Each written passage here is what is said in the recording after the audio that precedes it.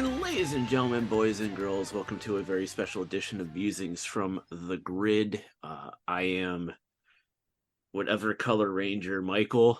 I don't. It's early in the morning. We're not doing ranger colors. Yeah.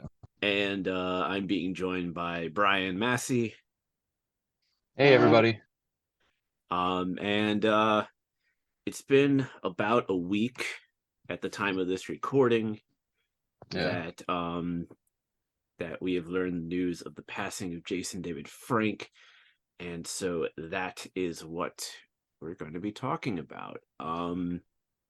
So for those who have been living under a rock or who have been in denial, either is perfectly fine in this regards. We all kind of started seeing things very early-ish, like a little past midnight, Saturday night into Sunday morning, last weekend, in regards to Jason David Frank, starting with some Instagram stories from Blake Foster and Bad in the Sun. A friend of mine who does runs conventions shot me a text at like 2 a.m. asking if I was awake. Of course, I was not.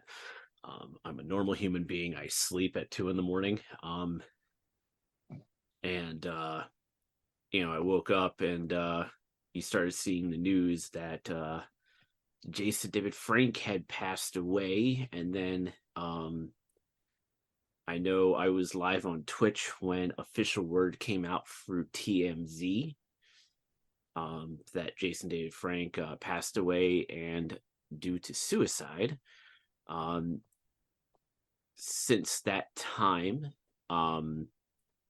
the tributes have been pouring out for Jason. We've learned that his karate schools are going to remain open, Rising Suns Karate.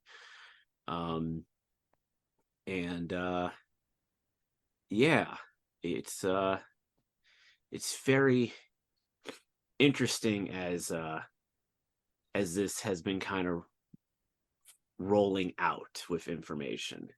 Brian, people, if they were watching my Twitch stream the day everything was going down, know my thoughts on things, which I'll go deeper into in a bit, but this is actually your first opportunity to talk about this, so I'm going to open the floor and let you talk about this. Well, thanks. So unlike you, I was not a normal human being at 2 o'clock in the morning that day. And I just real fast, and it's not super important, but I just want to paint a picture real fast.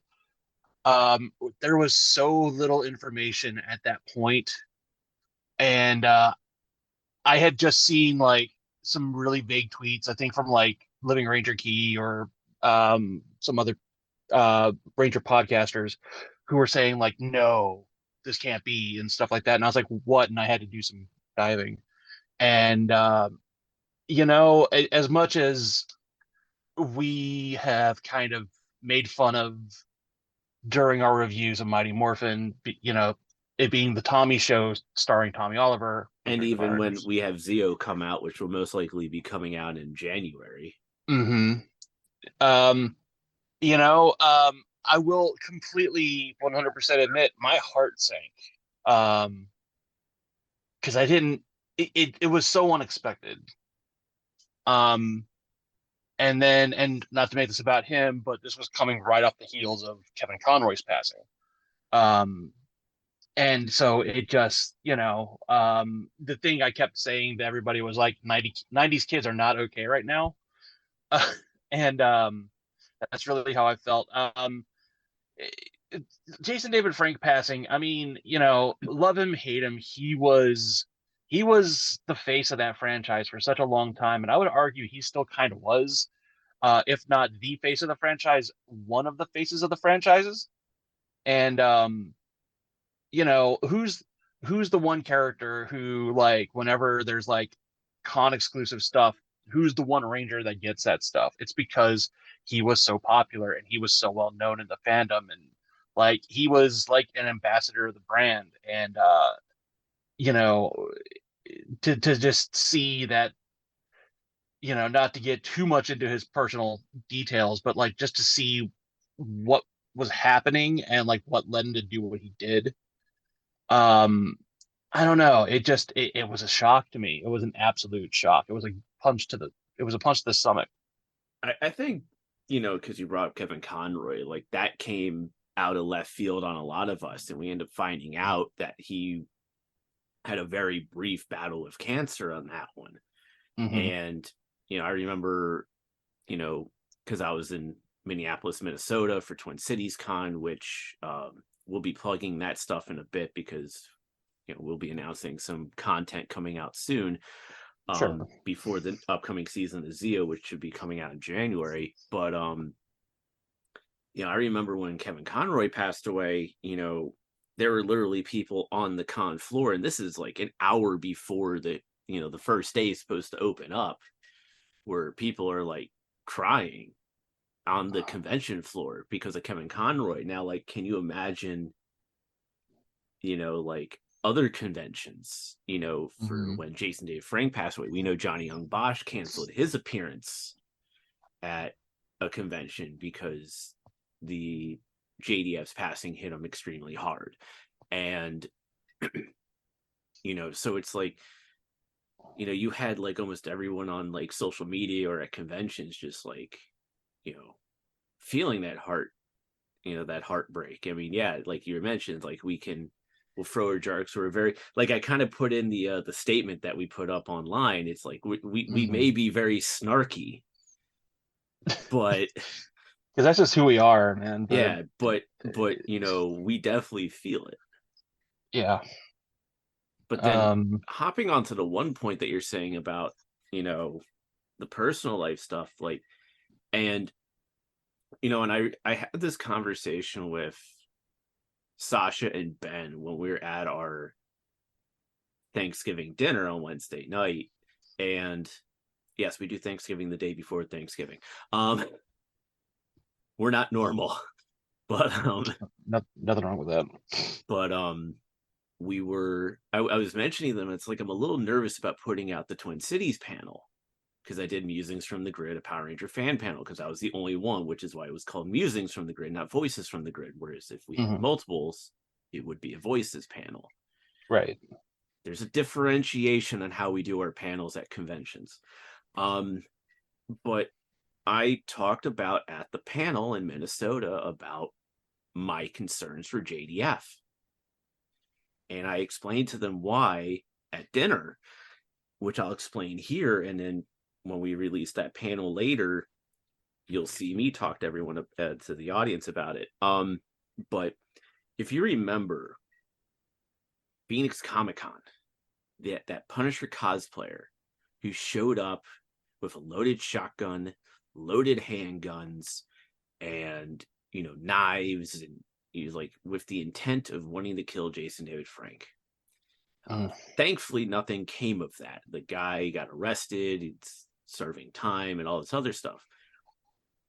But what was the big thing that JDF went on about? Convention safety. Convention safety, convention safety. My interview with him, which we shared in our statement, so it could be out there, was again first like 20 of that 40 minutes was him talking about convention safety, then us just talking Power Rangers and nerding out together. Hmm. About a year later, he does like a 180 and he's all about guns. It's like, look at these custom guns, look at those custom guns, look at these custom guns I just got done. Guns, guns, guns, guns, guns. Well, wait a minute. What about convention safety? What about safety for all to make sure that when we all go to these shows, we're safe and stuff like that? Why did that get dropped in favor of guns, guns, Hmm. guns, guns? Look at these custom guns I got. And then you see Lord Legend of the White Dragon, and you see that's a very dark thing in that he's playing this character who's essentially, as I was reading, it's apparently him in real life, because it's about a character that's trying to still deal with the loss of a brother. As we know, Jason lost his real life brother Eric in 2001, around the Hmm. same time that Twee passed away due to the car accident. Yep.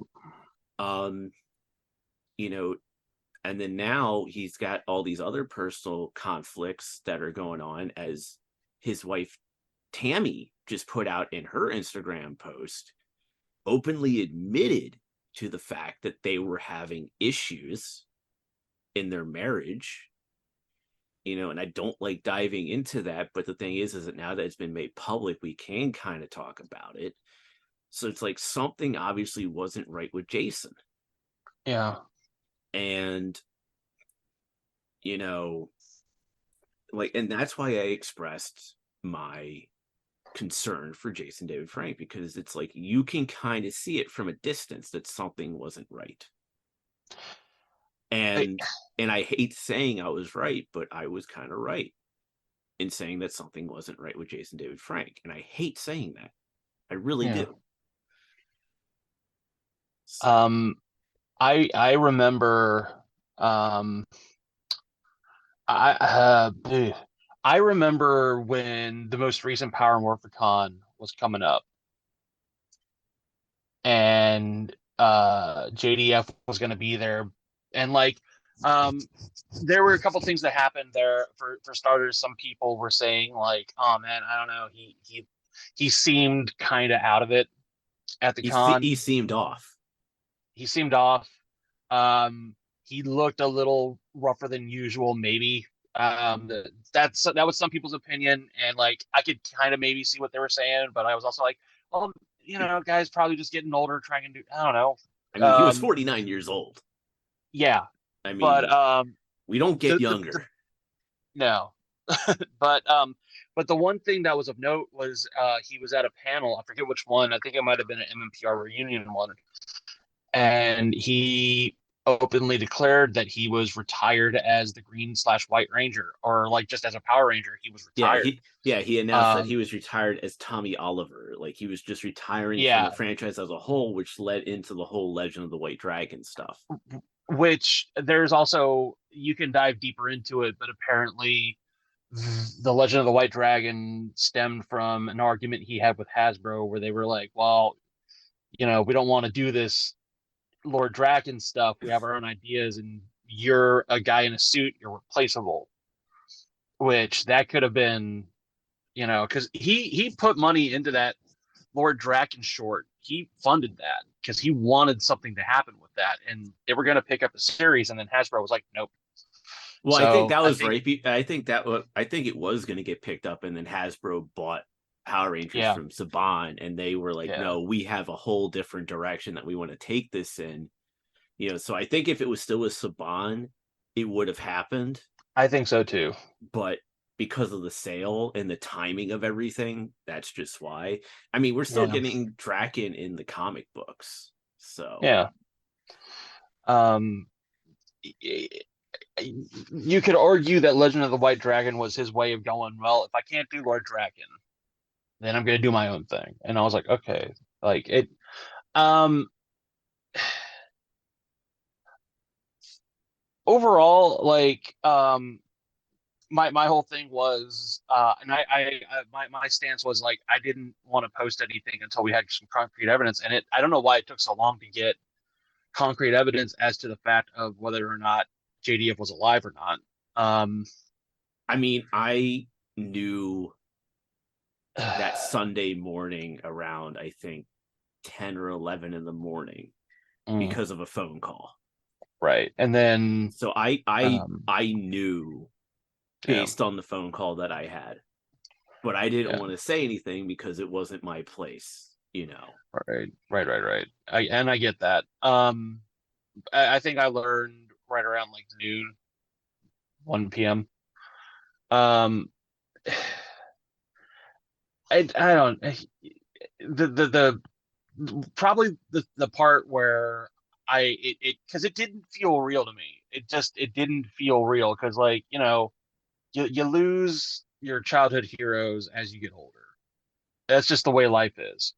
But like, it didn't really feel real to me until, and this is gonna sound horrible because, like, I don't know, like I was still dealing with the loss of one, and then we have another, and it didn't feel real to me until I was watching Amy Jo Johnson's Instagram stream where she started breaking down crying, and I was on the bus and I'm sitting there watching that, and then I was trying not to break down crying on the bus.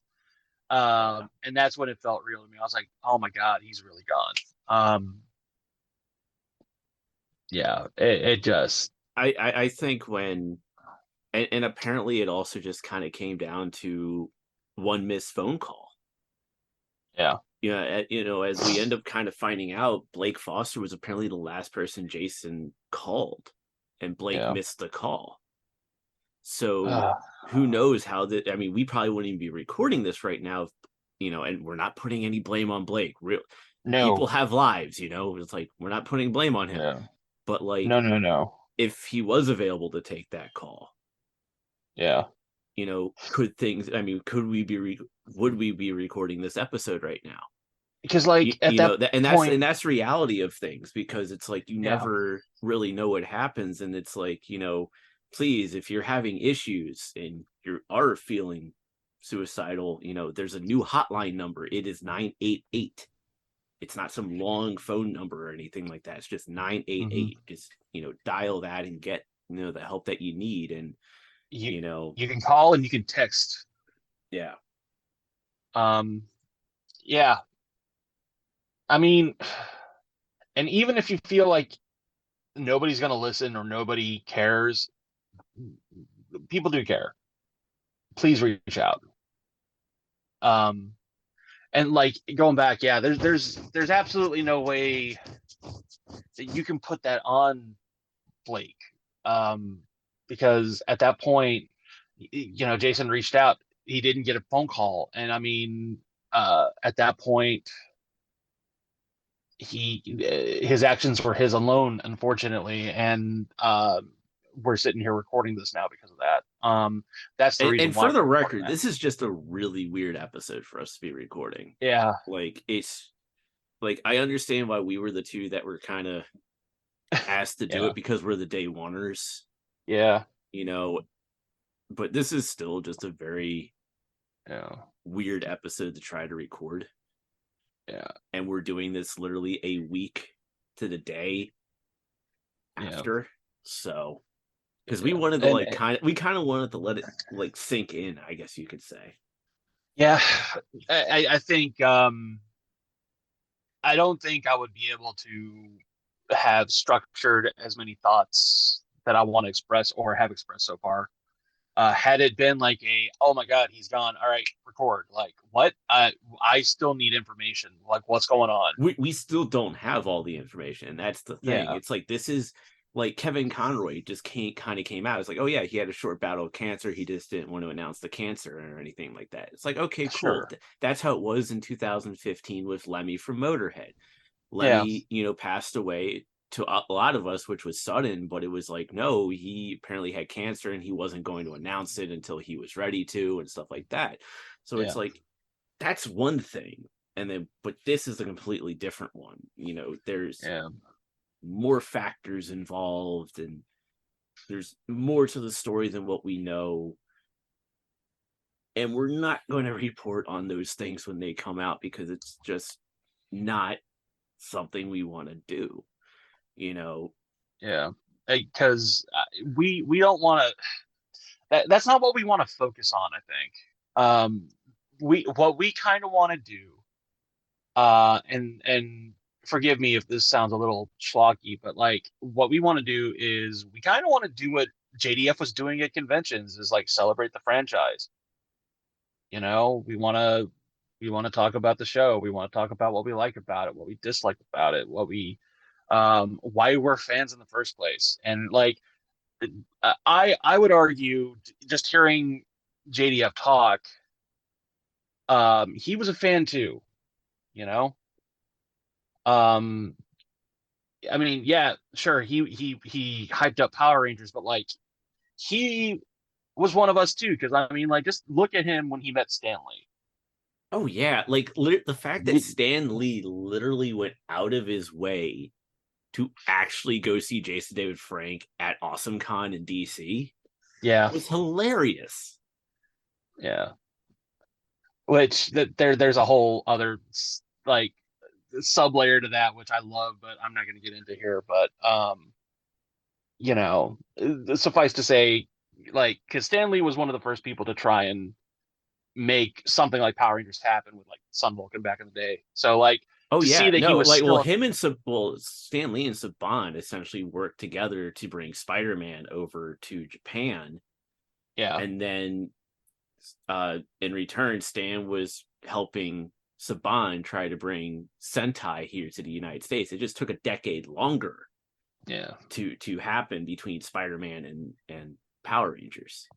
yeah. Which I have interesting stuff on that because of an interview I did with Wendy Lee at DerpyCon back in October, which that will be Awesome. going out soon. I can't wait. I can't wait to hear that. Yes. But yeah, I love like See how we're he trying to bring it to a little bit more positive spin? You know, it's like, yeah oh yeah, we got cool stuff yeah coming soon. It's like we're um not trying to be such downers. yeah one of my favorite videos was that JDF put out was he was reacting to the Mighty Morphin Power Rangers Justice League comic that came out from Boom a while back. Do you remember that one? Yes. And I mean, I have the trade right behind me in my bookcase, yeah, but you know, I've got all the individual issues I myself. have all the Uh, individuals plus the trade. nice. I Hardcover should, too. Has to be there's hardcover. there's a few trades I need to pick up, but I haven't had the money. Anyways, but there's an Instagram video where he's talking about that, and he's like, I mean, it's cool that we're getting to meet with like Superman, Batman, and Wonder Woman, but I mean, I was a Marvel guy. I wanted them to meet like the X-Men or something. I would love to have like the Green Ranger fight Wolverine or something. And I was like, this guy's a nerd. I mean, that could happen, but I think the thing is that Boom really works more with DC and Sure. IDW more than anything. Yeah. Working with Marvel at this point, you have to go for the House of Mouse, and that will be a Yeah. bit more problematic. Well, Um, also keep in mind they had Power Rangers and then they sold it back to Saban. So I can't imagine, the mouse is very keen on working with, the spandex boys again. So but we do have TMNT MMPR 2 coming out soon. yes. Comic books, so that will be fun to see where they go with Yes. that. Yeah. So I actually liked one of the variant covers that they showed for issue 1, which was Lord Zed, but it was Krang coming out of the visor of Zed. Yeah, that looks cool. I got the Power Rangers during Turtles in Time as my wallpaper from Yes. issue 3. That was Yeah, I cool. found that. I saved that on my Yeah. phone, so I have it. It's not my wallpaper on my phone, but I saved it though. It's that was too beautiful. I was like, that's one of my favorite games ever. Wallpaper. Yeah, but Um, but yeah, but there's only so much we can say about Jason. It's yeah. unfortunate. We're both very fortunate to have met Jason. Mm-hmm. Sasha has also met Jason. Um, Sorry, Sasha, that your picture didn't get put in the release. Um, I I didn't know. I I asked if anyone wanted to contribute something to it, and you said keep it short. Um, Contribute something also technically meant pictures. Um, so sure. um, but yeah, and I shared it on my Twitch stream. I'll share it on here, and I think because do you have any JDF stories of when you met him, or just I I can share the one story real okay? Share fast. that, and then I'll share mine. We'll do the wrap. We'll Yeah. promote some of the content that's coming out soon, Okay. and we'll get Sure. rolling. Sounds good. This has So already been weird enough to do, anyways. So yeah, I just figured, yeah, yeah, now would be the appropriate time to, because I can't imagine during an episode or anything like that would be an appropriate time to share a story like that, which is why Musings exists. But I went to the 2017 Awesome Con with the full intention of meeting a couple people. I forget who all it was I met there, but I know for a fact. well, Stanley Uh, was there, JDF was there. was that the one that Adam West was at too? No, Adam West and Burt Ward was the year before. Because we Okay. had the board up for Adam West because he had passed away like a week before Right, the right, right, right, convention. right. Yeah. Okay. So I had met Adam West the year prior. Anyways, I I hate was to just say that. trying to get the timeline right. Um, So 2017, I went down there with the Castaway guys. We had a table, like we always do, and I brought down a few things to get signed, and one of them was the Legacy Power Morpher. I had the Green Ranger, White Ranger Morpher, and this was like right after the whole the Phoenix Comic Con thing that had happened, that you mentioned earlier, and I was standing in line and just kind of like, all right, because at that point, I had been part of Castaway for about like 5 years, and I had gotten to interview a lot of really cool people, a lot of celebrities, and I was like, okay, this guy's my childhood hero. I need to be cool about this. I need to, I don't want him to think I'm like another. And I don't know why I was thinking this at the time. I didn't know why. I was like, oh man, I don't want him to think I'm like too much of a fan, which is such a stupid thought. But I was trying to be cool. I didn't want to like mark out. You know what I mean? Um, and then he shows up, and I get to like shake his hand and talk with him, take a photo. And I talked with him, and I swear to God, I turned into a 6-year-old again. Like I was that 6-year-old that would run off the bus every day, run home, get a snack, turn on the TV, and for 30 minutes, I would just sit there and watch Power Rangers. And I got to tell him about like, how much he meant to me, and like, just like I can't tell you how much I bugged my mom about getting stuff because I just thought that you were the coolest like ranger ever, and I needed this, I needed that, and I've still got a lot of that stuff too. I'm even looking at my dragon sword from back in the day right now. And just talking to him, and like he let me gush, and like he never rushed me, because there's so many celebrities I've met at like a convention where like you have to just kind of say hi, thank you, bye. Yeah. He did not do William that. And like Shatner being one of those people. Adam West, unfortunately, being one of those people, I would have loved to have talked to him more, but I got his autograph. But like, yeah, he was like, "Hi, thank you, bye." Like, it was very quick. I mean, at That least was, with Stan Lee, because I gave him something that is considered obscure, which is the Guardian Project, which is what he did with the NHL. Like yeah, he looked at it and he started flipping through the pages and he was like, "Oh, cool," because that was like a pet project for him. So at yeah. least I got like a little bit of reaction out of Stan Lee, which was Now cool. that's a comic book. Um, I wish they had done more with that so much. Oh man, that had so yeah. much potential. But anyways, your story. So it's wrapping up, but like, I gushed at him, and I gushed at him, and you know, got to hear him talk about some of his projects that he was working on, and he signed my morpher. And like the coolest thing too was like he didn't just sign the one window where like the morpher is. Um, he signed the coins too. So like he signed the window in green. He signed the green coin in green, and then he signed the white coin in white. And I was like, oh my god! And like that's been part of my centerpiece on my shelf now. Ever since, really. Like that's like um I don't know if you have any of these, but that's certainly one of the things that like I'm grabbing in a fire Yeah. situation. Yeah. So, and I'm being given I don't have a paid Zoom account, so it's giving me the remaining meeting time, 9 minutes. Gotcha. So Gotcha. I'm going to do this quick. But my All right. first meeting was Otakon 2012. Um, got to meet him. He signed my DVD copy of Mighty Morphin Power Rangers the movie, where he signed the cover, and then he signed the DVD. That's just how Jason was. And I told him like, hey, I just finished acting school because I literally did the day before. It would be really cool to work with him, and even if it's just him beating me up. And then fast forward to later in the day, we do the Q&A session with Jason Dave Frank, and he